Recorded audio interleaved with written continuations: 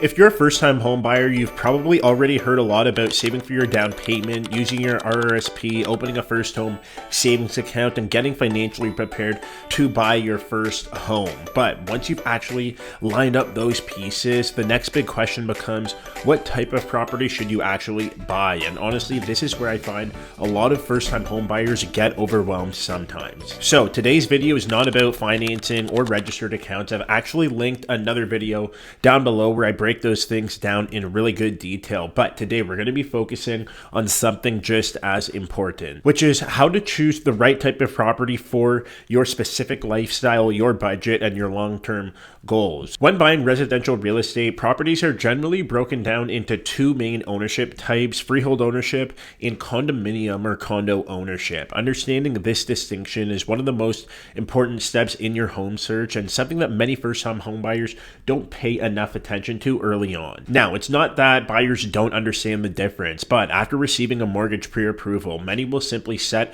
their maximum purchase price to $600,000 when filtering and searching for properties online if that's what they were approved for. The issue here is that pre-approvals often assume little to no maintenance fees. If the property you like has a $500 monthly maintenance fee, for example, your purchasing power may realistically decrease to roughly $550,000 to $560,000. You might be able to stretch that slightly depending on your income and your debts, but condo fees are factored into mortgage qualification and directly impact your affordability. Understanding how different ownership types interact with your pre-approval is really important and something that shouldn't be overlooked when starting your home search. Freehold means that you own the property and the land it sits on outright. The most common freehold property types are detached homes, semi-detached homes, and freehold townhouses. With freehold ownership, you are fully responsible for maintenance, repairs, and upkeep, but you also have more control and typically fewer restrictions when it comes to renovations, additions, and things of that nature. The second category is condo ownership, which I went through with the previous example. The most common types of condos are condo units or condo apartments and condo townhouses.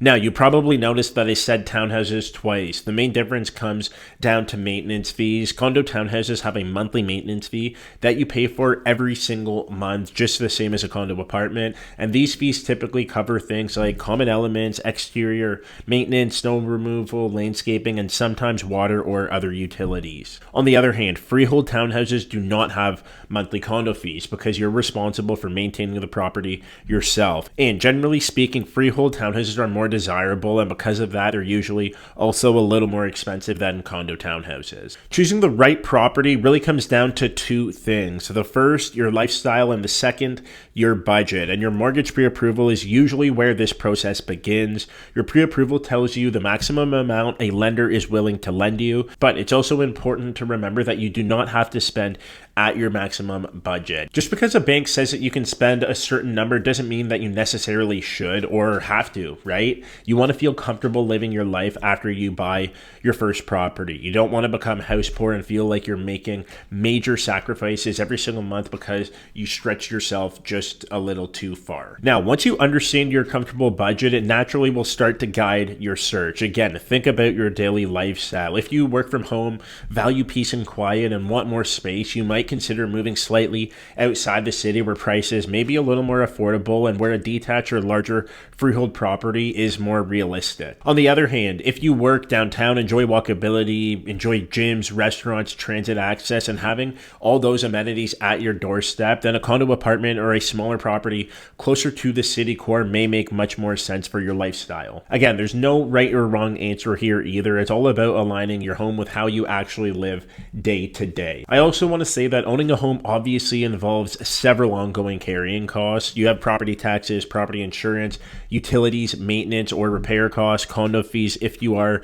purchasing a condo apartment or a condo townhouse. When you combine all of these things together, that's your true monthly carrying cost. And a really helpful website that I strongly recommend and which covers everything I've gone over here is the mortgage calculator on ratehub.ca. Here you can input different purchase prices, adjust interest rates, add in property taxes, add in your condo fees, and see your total monthly costs in real time. It's honestly one of the best ways to truly understand affordability before you start touring homes with your realtor. For context, when using this site. My current mortgage rate for the condo that I own is 3.89%, while the posted rates on ratehub.ca were around 4.04% at the time that I got my mortgage. In my experience, your mortgage broker or bank can often beat the publicly posted rates, but the calculator still gives you a very excellent baseline. This is also something I always tell my first-time home buyers: don't just buy for who you are today. Take a moment to think about where your life might be heading and ask yourself a few important questions. Will you need a home office? Are you planning for a partner? Do you already have a partner? Do you want to have kids and start to grow your family?